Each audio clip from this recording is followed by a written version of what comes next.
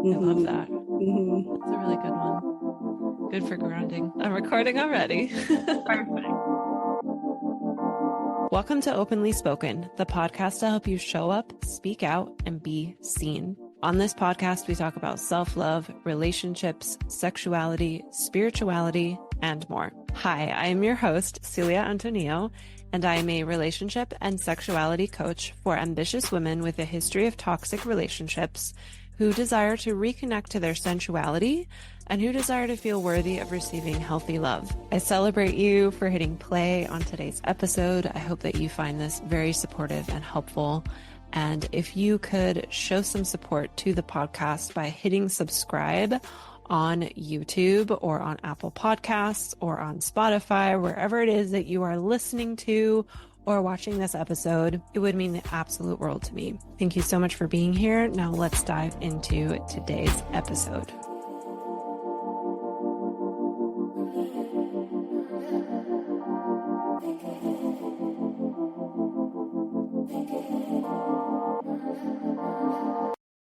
Welcome to Openly Spoken, the podcast to help you show up, speak out, and be seen. My name is Celia, and I am your host. Today, we are going to be talking about the 3 topics that are the most taboo. But I think if you can lean into these topics, they will help you with your self-love and with leading a life that you truly desire to live. I think the way you relate to these 3 things are a true mirror on like how deeply you can relate to yourself and how equipped you are to creating the life that you like truly want rather than the life that you think you should want and all those things. And I really think that they are a key to discovering who you really are. And those 3 topics are death, sex, and money. The 3 things that nobody wants to talk about. And yeah, we're just going to have a chat about these 3 topics. So get yourself a cup of tea, coffee, something cozy, grab a blanket, and really like settle in for this one because we are diving deep. And I truly want to know what it is that you think. So if you are listening to this in audio format, there is a link in the show notes to the YouTube channel. And click on that so that you can go in the comments and we can have a conversation about these things. So I'll wait for you to go get your tea, go get your blanket, get all cozy. I have a blanket over here in the room. Got my blanket. I got some fuzzy slippers. I have some warm chai tea that I'm drinking. Okay, so let's start by talking about how death can be a teacher. And with my limited experience of like actually losing a loved one to death, I have very young parents, very young grandparents. No one close to me has died. I have known people who have passed away, but no one like in my immediate family or like nobody in my like best friend or anything has passed away. But death is still something I work with as a teacher all the time because I don't think someone has to die in your life for you to use death as a teacher. And so here are some examples of that. So firstly, I think just thinking about the fact that it is inevitable that you will die is something that most people like to avoid. And it's something that I don't avoid. It's something that, I've been practicing yoga for 10 years. And at the very end of a yoga practice, you do shavasana, which literally means corpse pose. And you are literally practicing dying.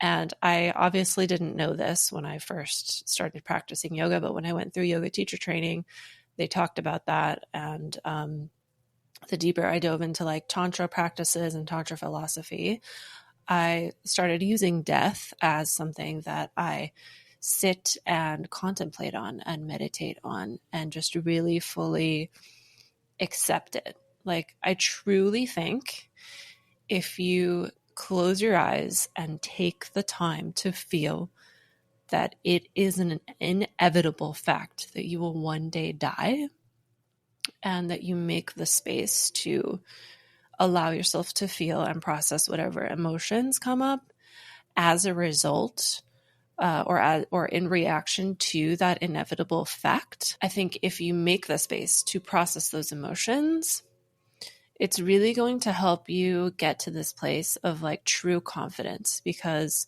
if you know and fully accept in all of your bones, your cells, all your atoms that you will die, then why in the world would you ever settle for less than what you want? Like, why would you not live life the way you want to live?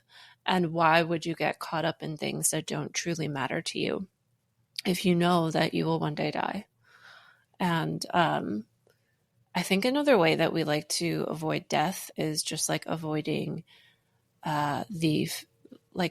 are literally on a rock careening around a ball of fire in a hugely vast, infinitely large universe. That is nuts. And I think not thinking about that and like avoiding that thought makes our problems feel really big, and is another way that we like to avoid thinking about death. I think also death can be a teacher for you, and it can happen symbolically if you go through like a breakup. If you go through a breakup, especially like if you are, I think like one of the worst breakups is like if you're in your late 20s, you're approaching 30, you're with the person that you think that you will marry, and you guys break up. That is a huge death. That is a like, holy fuck, I'm going to be old. Like when you're in your 20s, 30 feels old. You're like, holy fuck, I'm going to be old. And because I'm old, I'm going to be alone. And like my whole life, like your whole life that you thought you would have, your whole life that you thought you would have is now dead, has now died. So I think that's an example of how like nobody in your life needs to die for you to use death as a teacher. You could contemplate on your own death, and you know, things like a breakup. There are also things like huge life decisions could feel like a death as well. Like for me personally in my life, I recently made the decision to not have kids. In full transparency, I'm like 99% I won't have kids, and like 1% maybe will adopt. Like that's where I'm at. And the 1% is really just there because like I'm well aware that I could change my mind. I am 34. I do still have some time, despite what the medical establishment likes to tell women about birth and all the things.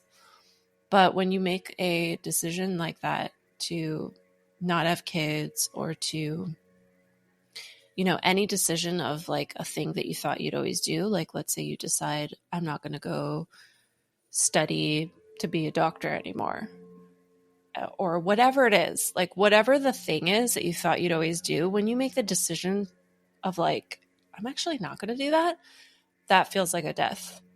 And it's kind of like, it feels like the rug gets pulled out from under you. It makes the ground feel shaky, and you're kind of just like questioning everything.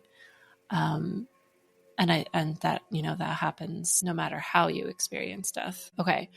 I also think that the piece about how we avoid the fact that we will one day die is also a reflection of how we collectively tend to avoid deep emotional work.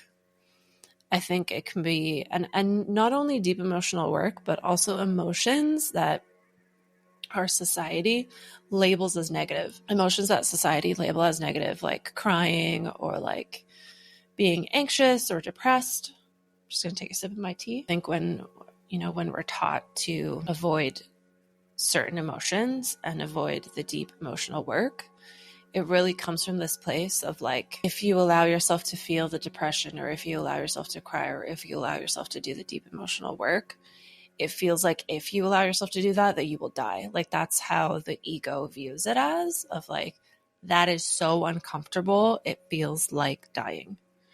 And that could be said for honestly any fear. Like a very common fear is the fear of public speaking. And what's interesting about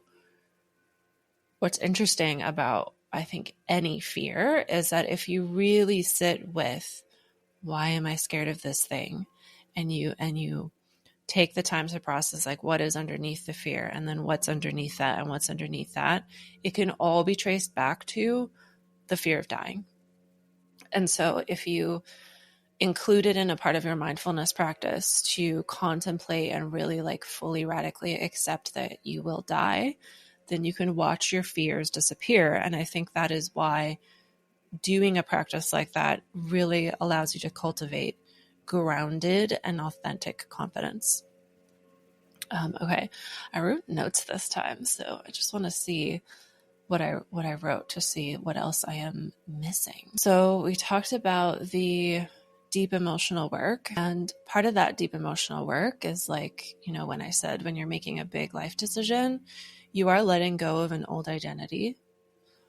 When you make a big life decision, you might be letting go of old relationships, whether it's a romantic partnership that you have a breakup with, whether it's someone you're putting up boundaries with, like that can definitely feel like death. And it can feel like, again, going back to how fear can feel like death for a lot of people pleasers, it can feel like you're going to die if you set a boundary with someone, because then they're going to be angry at you. And then like, that's like a threat to your life. Like if you really sit with every fear, the fear of death is beneath it. And I would love to know what you think about that thought, like if you agree. And let me know in the comments below. And how I said in the beginning of how death, sex, and money are things that like really help us with our self-love and with our relationship with ourself. I think with the using death as a teacher, you learn to like not avoid parts of you. You learn to, in the process of like radically accepting death, you learn that all parts of you are okay. And in the piece of like a breakup, and I'm sure it's the same when you lose, like if someone close to you dies, you learn how impermanent life is. And that can help you with like appreciating people more. Like I know when I went through a breakup in my late 20s, I noticed how differently I related to human beings, just because I had this realization of like every single person that I know could one day be gone. Like whether they die or whether it's, they move or like you never know what could happen. And so it really helped me like be a little bit more present with people. And weirdly, it like ever since that breakup, like something weird that I noticed is I like close my eyes when I hug people that I like really care about. Just like really like taking them in. In order to truly grow, you have to face death, and you have to face all the mini deaths within your life. And by mini deaths, I mean like the letting go of old identities, the like allowing yourself to decide like, oh, you know what, I'm not going to do this anymore because now I've learned this new thing about myself and I really want to study this. Like, even though I don't know if I'm making sense, but like when we desire something and we have a goal, it is very important to be committed to that goal. And at the same time, I think it's very important to not be super gripping with any of our goals. Because there are things in the world that you don't know that you don't know. And when you learn them, you might really discover this piece of yourself that you didn't know about. Like, for example, I'm a sex, love, and relationship coach. I never set out to be a sex, love, and relationship coach. My 18-year-old self thought that at 34 I would be a fashion designer. Like that was what I wanted to do, and that was what I set out to do. But because I was open, and because I was dedicated to my personal development, I ended up eventually being a coach. And that just happened from not gripping so tightly on the life vision that my 16-year-old self painted for myself, because the 16-year-old version with me knew like this much about the world, like nothing. I'm also like my 16-year-old self thought I would have like 5 children by now. And now I'm like, I literally did not know shit about the world, because having 5 kids right now sounds awful for me specifically. Like that is a no, but I romanticized it. And, that's the thing about, it's so ironic how we live in, at least here in America, we live in a world where at such a young age, you're supposed to like decide what you want to do for your whole life. And at that age, like we're all at varying levels of like how much we know ourselves, and we're all at varying levels of how much we know of the world. Yeah. That's what I have to say about that. So we have to face these mini deaths. We have to be able and willing to let go. We have to be able and willing to let go of people, to let go of desires, to let go of expectations of how we thought our life was going to go. We have to be able to let go of our fear of allowing certain emotions to take up space, because all of your emotions truly are sacred and they exist for a reason. And the more you can not only know that, but fully embody and practice that all of your emotions are sacred and that all of your emotions deserve to be felt, the happier you'll be in your life, because the better your relationship with yourself will be. And your relationship with yourself truly sets the tone for your relationships with everyone in the world and everything in the world. Like everything in the world is a relationship. So that was a lot. First part of our episode, using death as a teacher. One other thing I want to say, the fact that you will die, what a teacher it could be. It can very much be reflected in a lot of self-development work. For example, there's a book called The 7 Habits of Highly Effective People by Stephen Covey.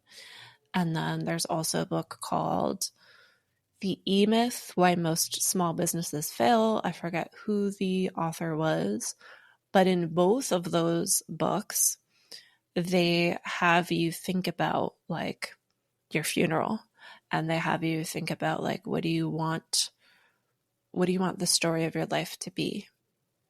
Like at your funeral, what do you want? Like, what would you want in your eulogy? Like, how would you tell the story of the life that you've lived? And when we avoid that we will one day die, and when we avoid death, I think we really self-sabotage ourselves, because then we're not taking the time to make those intentional, purposeful decisions of what you want to accomplish and what it is that you truly desire. And then we just kind of like flailing through life, not really accomplishing anything that makes us feel fulfilled. And that fulfillment is different for everyone. So it really is something that I think needs to be sat down and made space for you to like purposely think about. Because if you don't, you're most likely going to be living a life that like your parents told you you should be living, or society told you should be living. And it won't feel good. Like 99.9% of the time, like that won't feel good. Yeah, okay, I think that's all on death. I have another sip of tea. And again, I'd love to know what you think about this in the comments. And I know there's probably like so many more things I can say, but this feels complete for now. So, we're going to talk about sex next. And I think the piece about death, with how death has us avoid deep emotional work and how death has us avoid problems, I think that really bleeds into sex and sexuality. Because in order to be having intimate, connected, aligned sex with somebody, you need to be fully in acceptance of all of your emotions, because if you're not, you probably don't have the capacity to be present. You probably don't have the capacity to be your true and most authentic self in relationship and in intimacy. Yeah, so sex. We're going to talk about sex. The word itself might bring up lots of feelings. It might bring up curiosity, discomfort, excitement, or shame. It might bring up shame. Sex is a super charged topic in our society, especially for women. And I think, like, I have a theory that the reason why sex is such a charged topic, okay, I think the reason why sex is such a charged topic is because it's something that is so natural to us, and it is taken from us. And then when that natural thing is taken from us, it leaves this like empty void. And then this is just my theory, we subconsciously are trying to fill that void, playing into or consuming all of these things that are sold to us with sex. Like in advertising, it's a very common phrase that sex sells. Like you see it in, I remember when I was growing up, like you'd see it in like the Carl's Jr. with like Paris Hilton. And like, I'm just thinking of all the like Godiva ads I used to see in magazines. I haven't cracked open a magazine in like, I don't know, 15 years. Do people still use magazines? Even like certain movies or shows, if they have a sexy character. And there's nothing wrong with that. But I do think that the reason why sex sells so well is because it's something that has been taken away from us. And it's something that's been taken away from us because of Puritan culture, you know, back when we were all being, I don't know, colonized, settled. I don't know. I probably should have brushed up on a little bit of history before this, but in all honesty, it's my least favorite topic. It's my least favorite topic. It's gotten more interesting with age, but I remember in school, I would like try to pay attention in history class, and it just like, it would go in and go out. Hardest topic. And it's very interesting to be an adult and realize that a lot of what we were taught, at least here in America, was a complete lie. So it's probably good that I went in one ear and out the other. So sex is very much tied to self-worth, to body image, to self-love. And it's very much influenced as well by early childhood experiences. There's so much that's wrapped up in sex. Like, with sex, you just see like two people coming together, but even though it's two people, it's also two different life experiences. It's like, it's one relationship, two different life experiences, two different nervous systems, four different lineages from mom and dad on both sides, or mom and dad and dad. And there's so much that is trickling down into that one relationship, that one sexual partnership. And the way that we approach sex is often influenced by what we've been taught growing up. And if you were raised, for example, by an emotionally unavailable mother or father, or you grew up in a family that didn't openly talk about these things, there's a good chance that you've inherited some shame around your sexuality. And then because sexuality is so tied to worth and body image and self-love, then there's also shame tied into worth, body image, and self-love. Because sex is, you know, this like instinctual, primal instinct that, you know, just at a certain age, you start feeling the feels of your sexuality like coming online. And it's so natural, but you're taught that it's bad and you can't stop it. So then you think you are bad. And that's what shame is. Shame is thinking that like you are bad.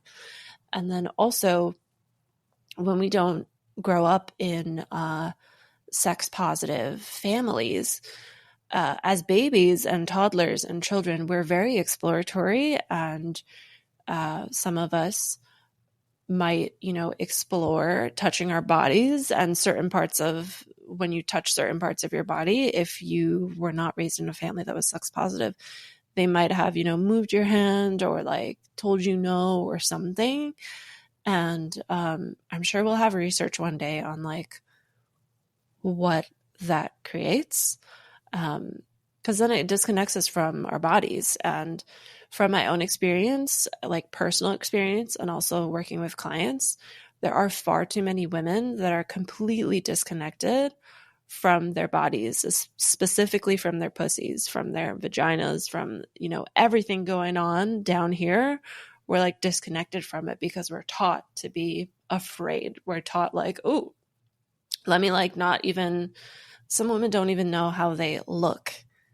They haven't taken a mirror to do any sort of like pussy gazing.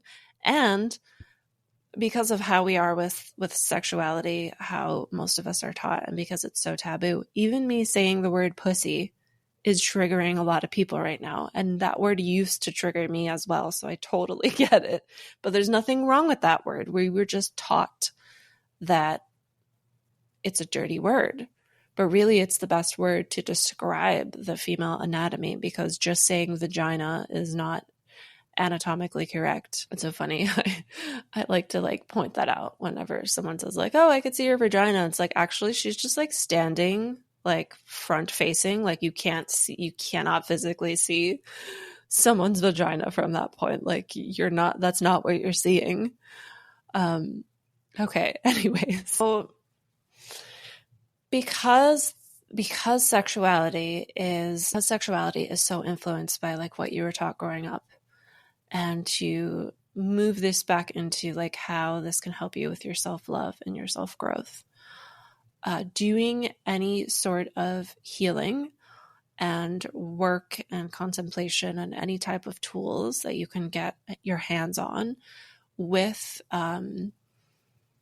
caretakers, with like mother, father, any caretakers, and like really just contemplating like, what did you learn about them?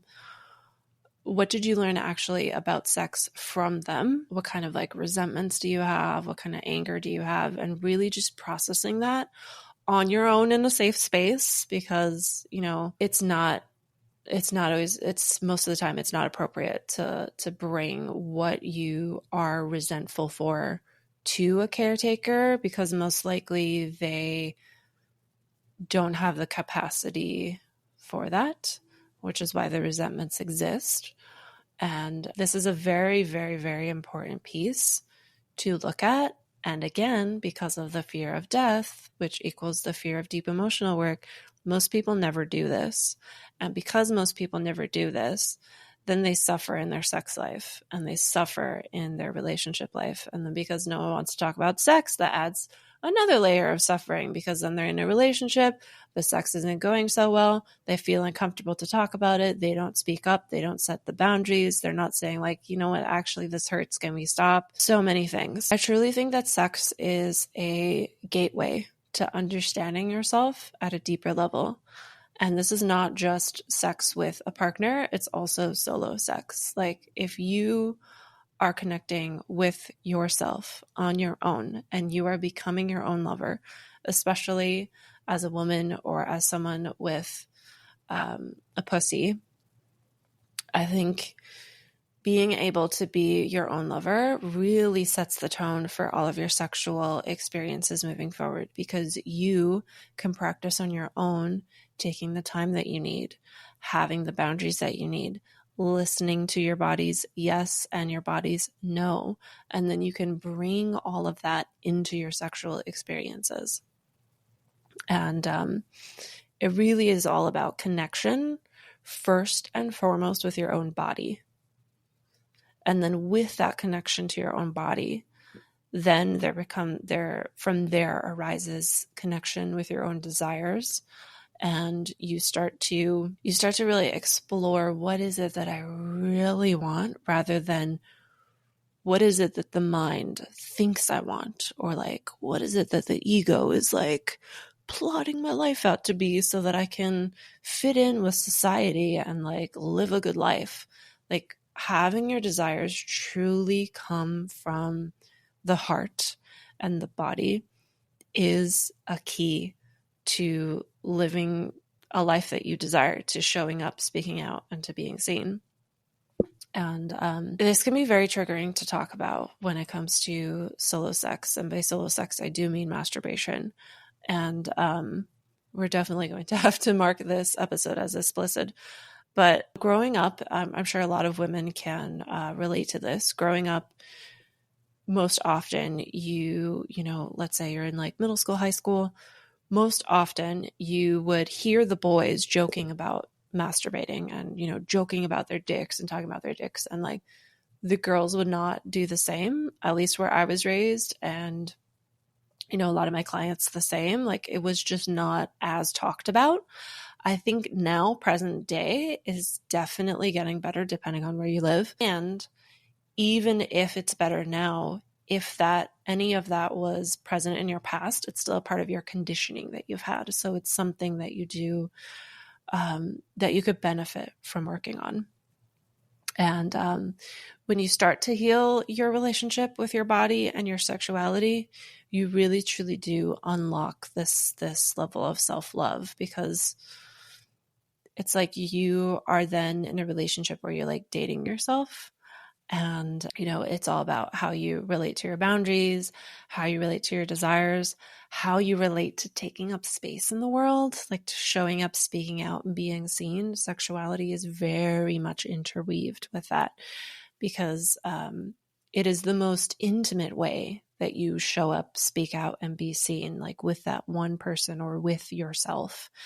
And if you're able to do that with yourself, with that one person, or with multiple partners, if you're someone who has multiple partners, then you are able to let that confidence of being able to have the boundaries, being able to show up, speak out, and be seen, bleed out into all of your life. And that's the craziest thing that I've really seen in the work that I do. And, you know, it's honestly why I do the work that I do. It's been so crazy to see how when you help people heal their sexuality and like process and express and step into the new kind of like embodiment that they want and really truly be their authentic selves within sexuality, it really, really improves and transforms the rest of their lives. So that's really awesome. Okay, what else do I want to talk about with sex? I'm going to check my notes. So yeah, this is kind of one that I've already touched on, with like how women are taught to be afraid of their own bodies, but a lot of women are taught that sex is dirty or gross, or that their bodies are dirty or gross. They've also internalized the message that their pleasure is not important, that it's more about pleasing their partner, especially women in heterosexual relationships.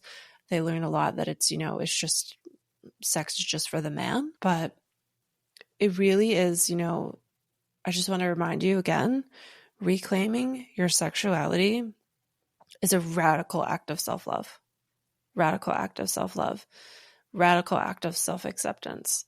And when you do that, you really do open yourself to deeper connections with yourself, with others, both in and out of the bedroom. It really does seep into the rest of your life.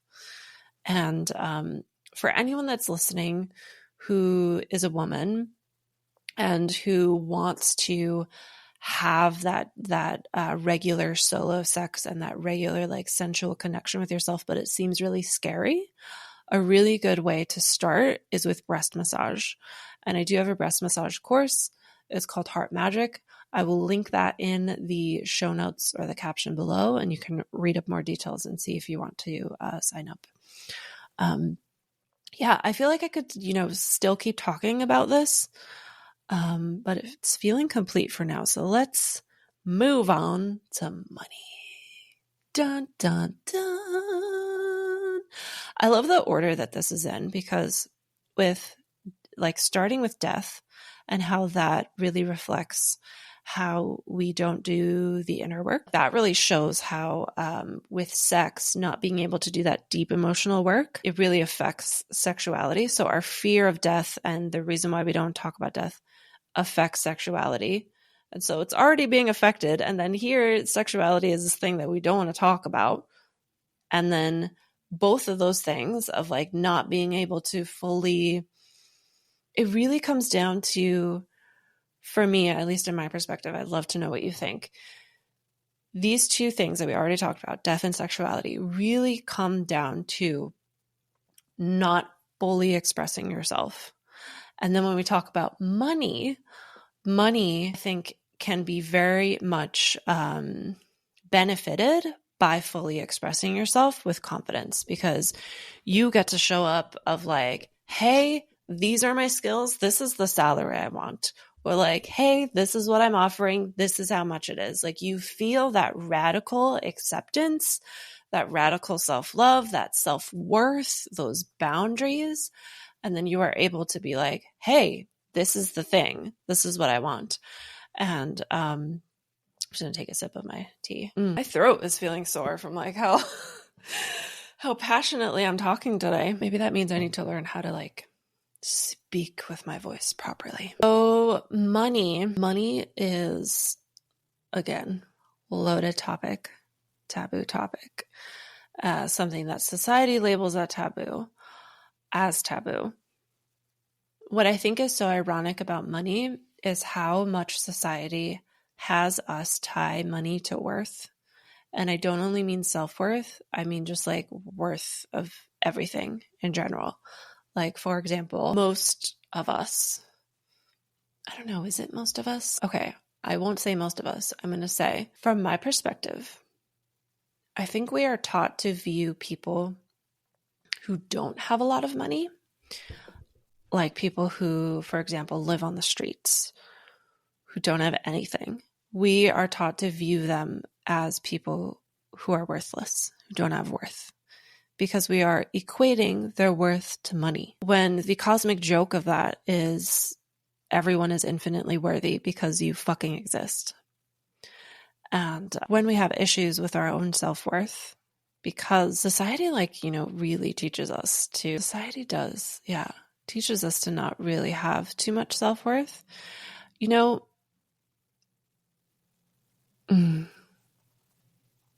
I don't know what I think.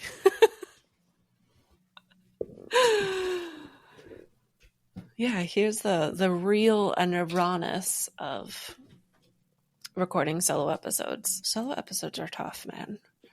But I'm really trying to lean into them. So I'm keeping this in there so you can see the reality, and so I can feel less like I'm going to die. I can feel less of the fear of death by posting me like losing my train of thought. Okay, I'm going to look at my notes. Okay, so a lot of people will say that money is a direct reflection of your relationship with your self-worth. And I do think at a certain extent that is true. The reason why I say a certain extent is because you could have been born into a rich, well-off family who like set you up from day one. And I'm not entirely sure if that has anything to do with your self-worth. How you use the money perhaps could be tied to your self-worth. But if you are set up in a way where it's like you'll always be financially stable because of, your caretakers made those decisions, I'm not really sure what that has to do with self-worth at all. So maybe we're not talking about that. I don't know. But when it comes to, most of the listeners here are women. So I'm going to talk about, women, people who are women and who are socialized as women while they're growing up.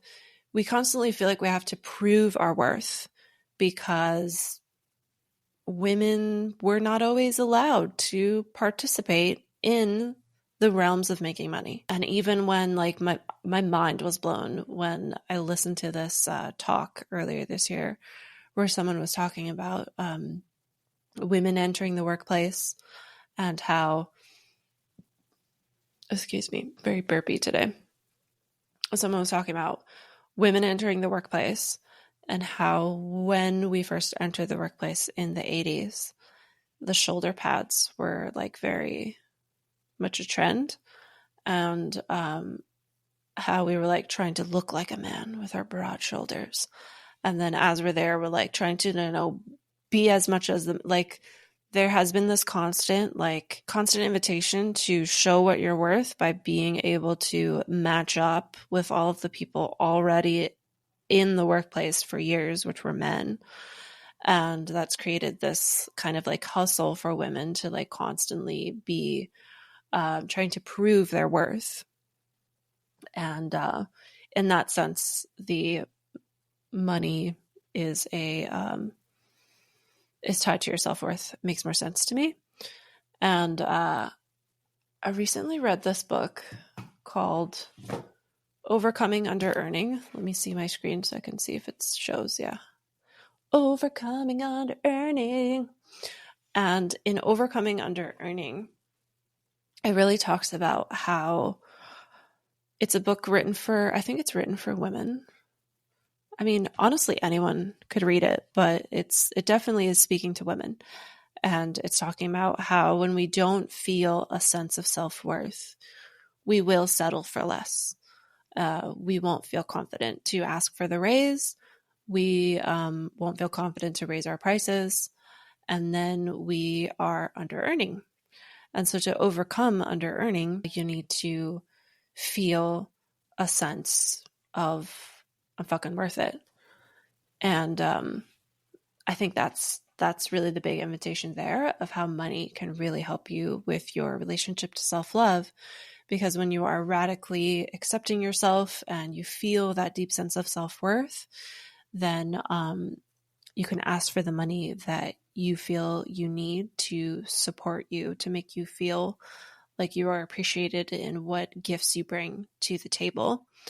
And with money, I really do think this fear of death comes up a lot, just because money is such a like charged topic and can be deeply emotional, especially for those of us who come from families who didn't have too much and maybe passed on a scarcity mindset or passed on like fear around losing money to us, or maybe like didn't pass on any like financial education to us.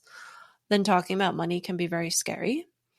And I think a really interesting thing to look at is there's this thing within relationships, and I can make a future podcast episode about this, but there's this thing in relationship called attachment styles.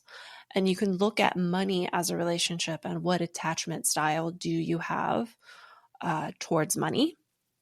And so you can do the work that you need to be more securely attached to money rather than avoidant, which means you are probably avoiding looking at your bills, avoiding looking at if you have any credit card balances, avoiding looking at what those balances are, and just kind of like not really keeping track, not really keeping a budget.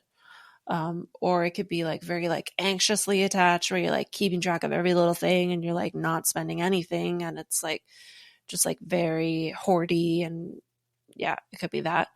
Or it could be a mix of both. It could be very disorganized. And the relationship you have with money, I think, is, you know, in our world that we live in, where we're exchanging money for our basic needs, it's very important to have a healthy relationship with money. Currently, as of the time of this recording, it's Wednesday, September 18th when I'm recording this, but this episode is coming out, I think, in November. Currently, I've been leading a group of 6 women, and we've been meeting bi-weekly since May, and we've been working on changing our relationship to money. These are all women that I was in the coaching certification that I recently completed. We were all in that together. And so I created a group for us to all come together and for us to do the own wealth consciousness and do our own work of healing our relationship to money. And because of that, I really saw like how deep that is and how important that work is. I want to offer it again to you.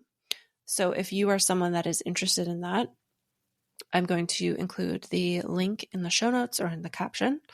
And it's called Witches of Wealth Magic. And it's all about changing your relationship to money. So we'll be working on a lot of self-love, a lot of self-worth, self-acceptance, and embodiment stuff. And it's all about changing your relationship to money.